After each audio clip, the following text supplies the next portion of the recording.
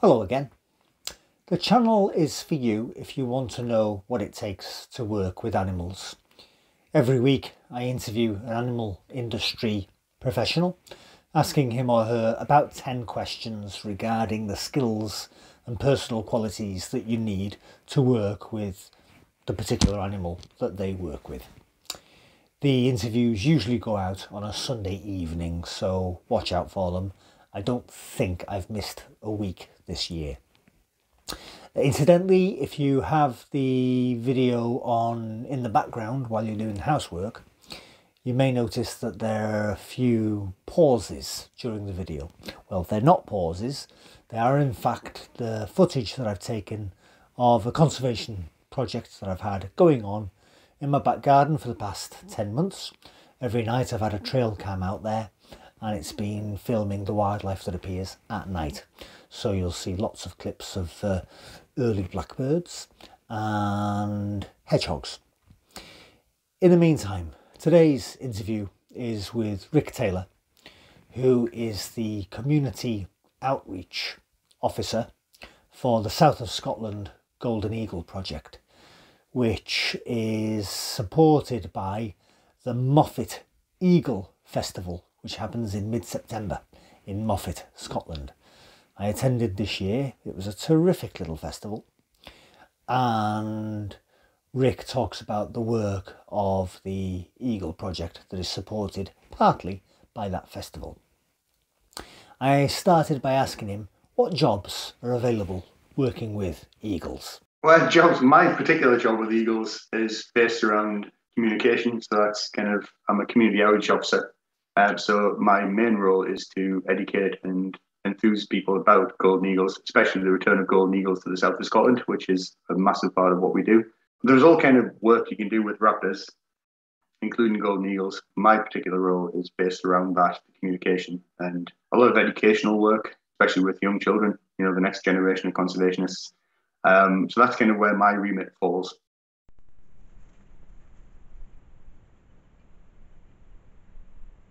Please explain the South of Scotland Golden Eagle Project. Our project aims to reinforce a very small population of golden eagles down here in the south of Scotland. We only had 3 pairs of breeding golden eagles left in the south. So the project aimed to boost that population, reinforce it, and make it sustainable in the future, which meant bringing birds down from the north population, which was doing incredibly well. We've got over 550 pairs now in the north of Scotland, and bringing young birds down to reinforce our population so that it didn't disappear entirely like it has from places like Northern England, England entirely, and Wales. So the idea was just to boost our population that was very vulnerable and very isolated, and to make sure that they were a sustainable population in the south. And over the past 5 years, we brought 20 young birds down from the north of Scotland and 7 some adults. And luckily for us, they're all sticking around in the south of Scotland and showing signs that they might be breeding next year. So it's quite an exciting time. And hopefully next year, we might see the first signs of breeding.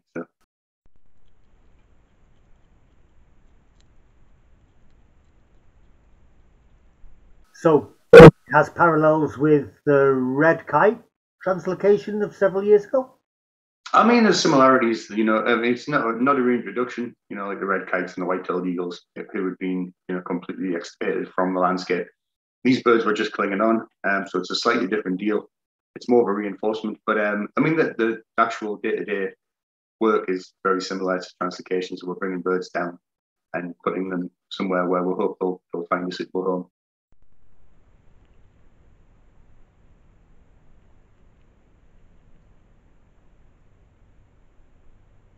Rick, is the work that you do, can it be better understood by somebody watching this by breaking it down into annual, seasonal, monthly tasks?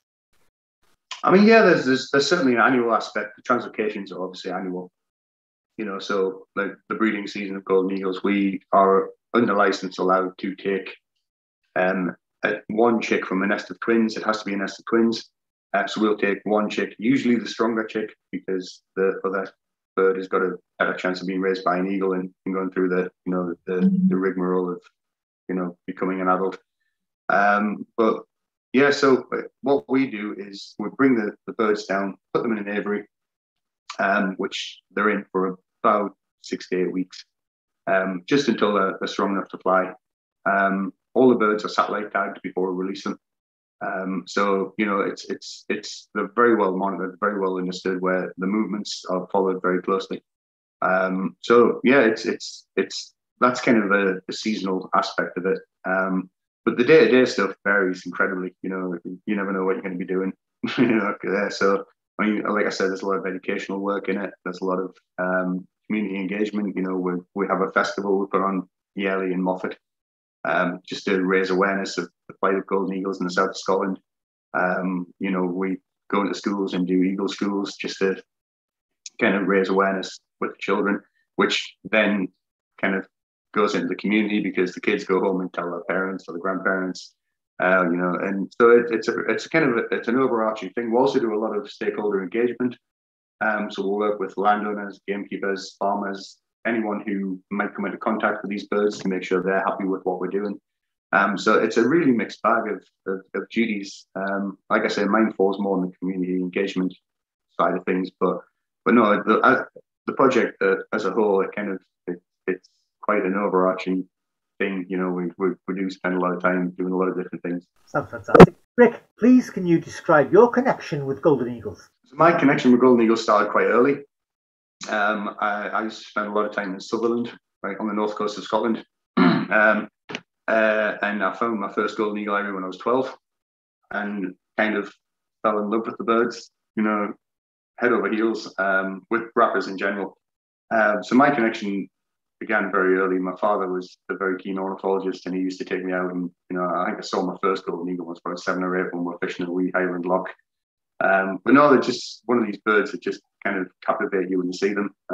You know, they really are one of those iconic Scottish species. And yeah, so my connection started quite early. I kind of developed that through, like I say, in Sutherland, I worked with one of the raptor workers up there, and we worked with golden eagles and merlin and ospreys and things, peregrines. So I kind of got kind of into it early on, and it's just been like a kind of love affair ever since, really.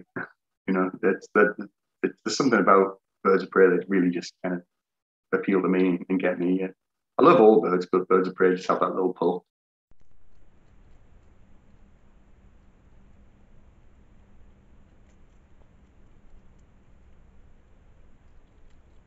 What skills do you need to work with raptors in general and golden eagles in particular? I mean, to be honest with you, I mean, I don't have a degree. I did a lot of volunteer work, you know, with the raptor study groups, osprey watches at Kielder, places like that, to get into conservation. But my route into conservation was kind of convoluted. In terms of skills, I would say just get to know the birds, get to know the wildlife, you know, spend time out on the hill, volunteer for things as much as you can. You know, there's a lot of very, very well learned people out there you can learn from. You know, just get out there with people who know what they're doing, know how to go on, know the field work, know the field craft, and then learn from them. And, you know, that puts you in a good stead for this sort of role. What personal qualities or attributes do you need to work with eagles? I guess you need like to be alone a lot of the time, a lot of lone working involved. In my role, I don't work so hands-on with the birds as much. I mean, I do help in that area, but with me, it's more it's a people skills kind of thing. You know, you need to be able to go and talk to anybody who may have any issues or may have any concerns. You know, just a bit of patience and then listen to them and, you know, kind of, you know, feel, you know, what they're feeling and understand it and then explain, you know, about how the birds are going to interact with the landscape that they're on. And I think as well, it's just that open and honest approach, and that's something the project has always really pushed forefront. You know, we communicate very strongly with all countryside users, communities, all that. And it's that open dialogue, that communication, which is a real sort of, you know, kind of important part of what we do now. And I think that's why it's been as successful as it is, because we've had that open dialogue, you know, and we've spent time with people who may have concerns. And I think that's integral to the success of the project here.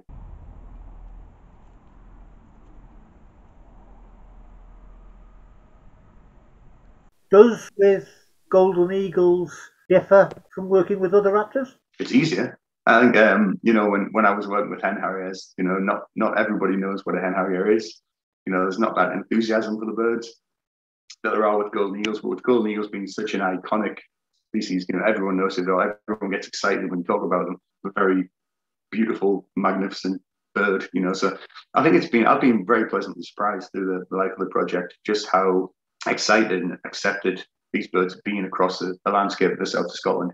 It's a very easy bird to get people excited about, and people are excited all across the south. Have these birds back in the landscape, and there's hopes that in northern England the birds might go over there as well. And there's excitement there as well. So no, it's quite an easy species to get people excited about.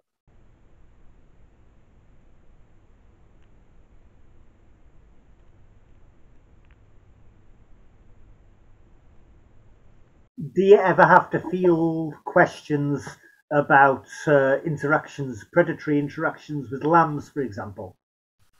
Oh yeah, definitely. I mean, initially there was a very, very thorough consultation stage that went on before the project ever began, and that was it's a different thing because it's not a reintroduction. So the birds have always been here. Anyone who's spent any time on the hill, the shepherds, the gamekeepers, they all have seen golden eagles. They know they're around. So we didn't get the opposition you might get from, the white-tailed eagle releases and things like that. We've had nothing but support from pretty much everyone across, the board.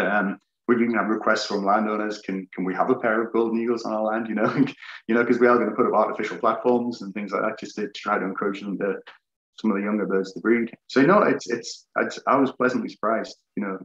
It's been really, really positive and really well supported across the board, and including landowners further north in Scotland who have kindly donated birds from their land, from nested twins, to come down to the south. So no, it's an exciting time, I think, for raptors in Scotland in general.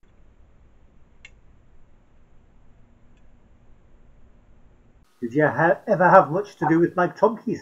Mike Tompkins, I can't believe you brought him up. He's literally one of my favourite authors. Yeah, I spoke to him twice when I first started on this project about trying to get him on the board to advise, and actually attended his funeral after he passed away in Whitley Bay. So no, Mike was a huge inspiration to me personally. Probably one of the reasons, other than my father, that I got into raptor conservation in the first place. So no, Mike Tompkins was a legend to me, absolutely. I went shopping with him once. You went shopping with him once? One of his books, he published his address, and or a post box address. I wrote to him, got one of his videos, which he'd just brought out, and we maintained a correspondence. And he said, "Come and meet me in the supermarket in Hoyk at 3:00 on a Friday afternoon." So I did. Nice. Rick, what? That's my shopping town now, Hoyk.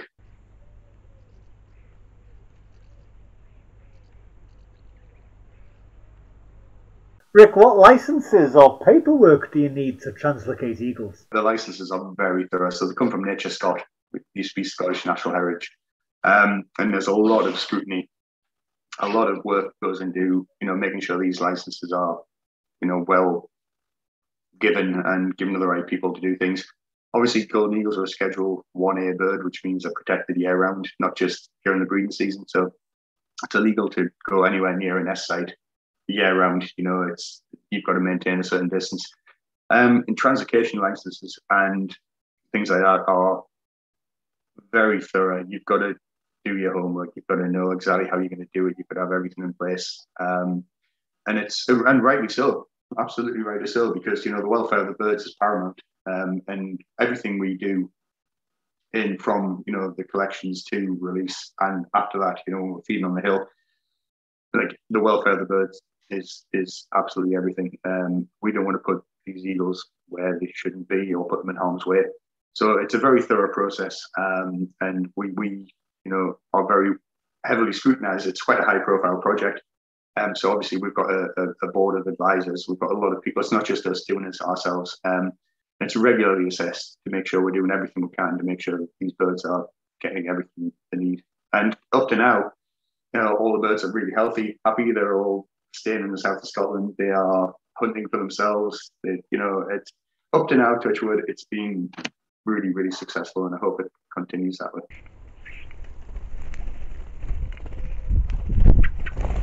You've already mentioned that you don't have a degree, but with other positions on the project, would you say that, yes, in general, it's a good idea to have a degree? Well, it's always a good idea to have a degree in anything. Yeah, I got about 3/4 of the way through my degree and couldn't afford to finish it. But no, definitely it opens a lot of doors. But I think experience as well now, especially in conservation, goes a long way. If you've shown that you're willing to go out and do the work, volunteer for various charities or organisations, or even the Rapid Study Group and things like that. If you're willing, you're keen, you're able, and you've got an enthusiasm for it, I think that goes a long way. Especially with my boss, I was very lucky. Kat Barlow, who employs me, she kind of has that open-minded approach to recruitment and kind of saw that I had the skill set rather than just looking at someone with a degree. I think just the enthusiasm and the knowledge, get out there and learn, get out there and spend some time in the field, spend some time with the birds. So when you're out there, you know your craft, you know what you're doing. And I think that's as important as, some sort of formal education. In my opinion, for conservation, it's kind of more important, but that's just my opinion.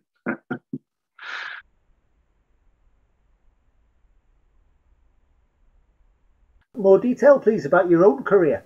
I left school at 18 with a couple of A levels.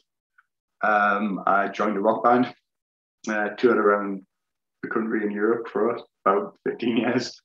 Then both my parents were teachers, so I promised myself I was never going to teach. But like I said earlier, the headmaster of the school was the manager of the band, and his music teacher had left, so he asked me to step in. And I loved it. It was a SEN school, so I had the naughty boys, and it was really challenging and really great. And then I kind of moved on to the sort of environmental education side of it, which I loved. And then we developed a wildlife area in the school, and kind of just everything went on from there. And then because I had the educational background, and I've always worked with raptors through my life since I was about 12 years old. And had some really brilliant mentors like Ian McPherson, North in Sutherland, was an absolute legend. He showed me pretty much everything I know about birds of prey. And then, I kind of applied for a position at Langham Moor, which has just been bought out as a community nature reserve, which is fantastic news. And I didn't get the position I applied for, but like I said, Kat Barlow, the manager of the Eagle Project, she must have seen something that, that appealed to her, and she kind of made a position for me. So that was my first job in conservation. It was a kind of environmental educational officer role, and it was taking people out, onto Langham Moor to see the hen harriers, see the mill, and see the short-eared owls. And I did that for about 3 or 4 years. And then the Eagle Project came up, managed by Kat again, and she asked me if I'd be interested, and obviously I was. So I moved on to that, and then I've been there for the last 5 years. So, and it's been an incredible opportunity actually, because it is quite a high-profile project, and I've kind of come to it quite quickly in terms of an environmental career. So I've been very, very lucky in that sense to have the opportunities I've had to learn about ringing birds and all that kind of thing, and to handle like barn owls and hen harriers. Well, it's been really a very quick process, but a very, very enjoyable one. And I am very privileged and very lucky to be in this position so quickly.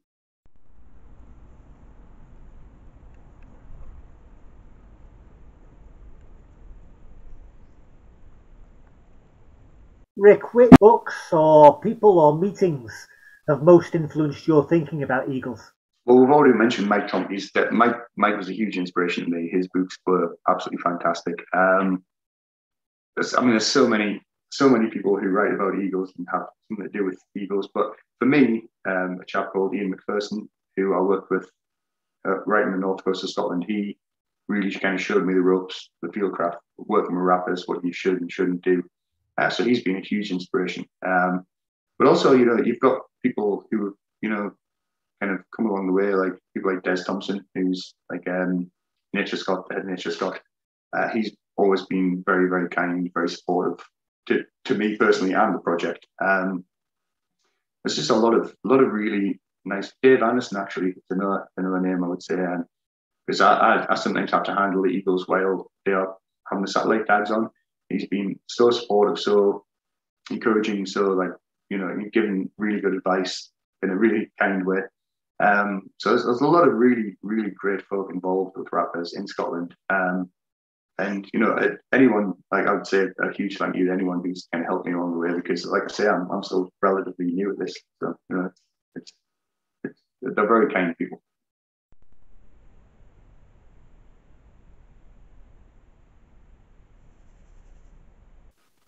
Rick, how would you describe raptor conservation in Scotland today? That's a good question. I think it's really taken a turn for the better. When I first started at Lanham, obviously, you know, I was coming into it quite green. You know, I had certain opinions about gamekeepers and, you know, things like that I have to admit were completely unfounded. I've seen a lot of encouraging signs, you know, on the farming side, from the gamekeeping side. You know, and we actually employ a gamekeeper on the staff to liaise with, you know, kind of landowners and gamekeepers. And I think my attitudes have very much changed. I think the raptors in Scotland now, it's a very positive time, a very, very positive time for birds of prey in Scotland. You know, you only have to look at the increase in buzzards, you know, to see that, you know, as things that were happening aren't happening as much now. I'm not saying it's perfect, but I think a lot of the especially younger keepers who are coming into the job know that if they want to keep the jobs, they've got to toe the line. They've got to be, you know, there's a lot of pressure from the public now. And I think I would say hand in hand, all the gamekeepers I've personally spoken to are doing things the right way. You know, they're doing things well, they're doing things with it. You might not like what they do, you might not like, you know, shooting a fox or whatever, but they're doing their job well within the realms of the law.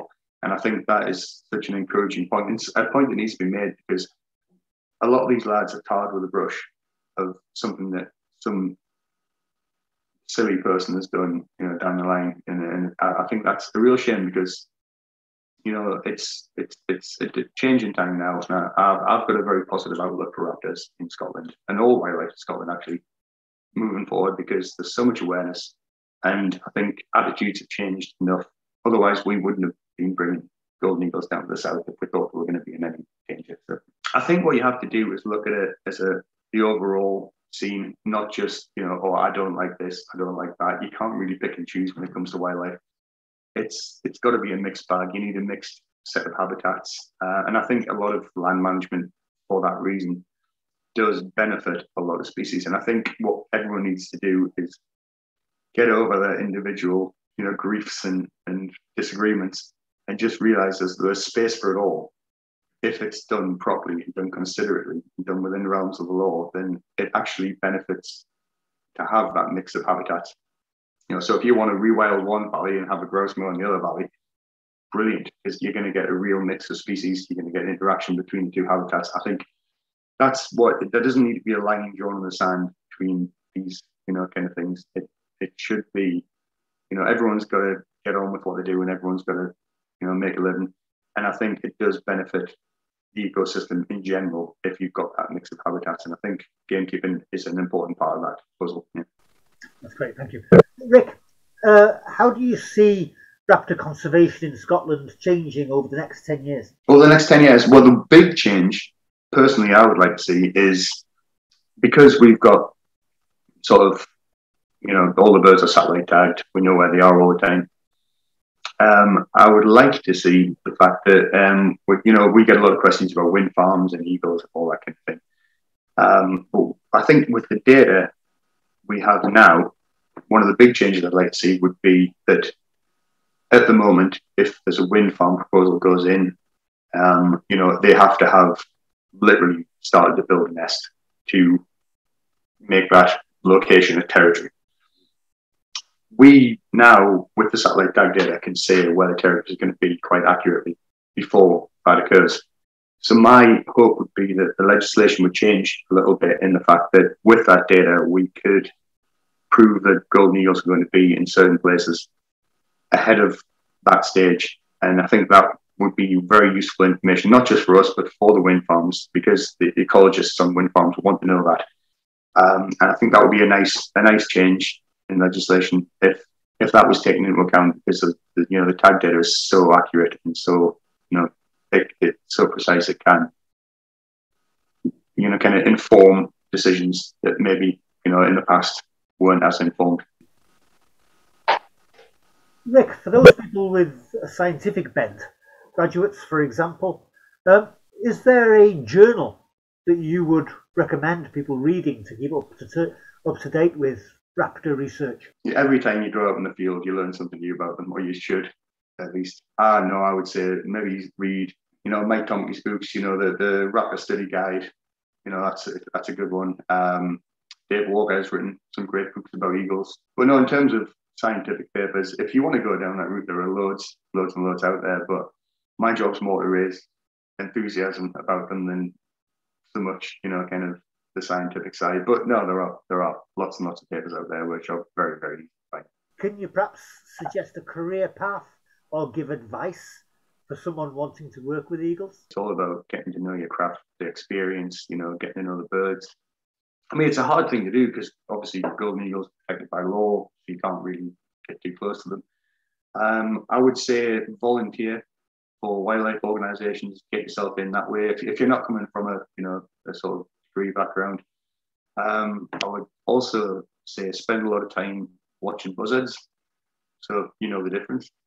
Because a lot of people, kind of struggle with that. Just get out there, get into the wilderness, go out and have a look around. Learn about, the ecology of eagles. There's loads of books, you can read. Kind of, if you can find a mentor, like I was lucky enough to do, someone who's already working with eagles who will take you out, and that is brilliant. Because they know the ins and outs of it. Read. I can't express how important the field work is. You've got to get yourself out. You've got to know the birds. You've got to get to know them. They're quite an elusive species, but there are places you can go to watch them, safely without disturbing them. Just get yourself out there. Put yourself out there. Be willing to do long, cold days on the side of a hill.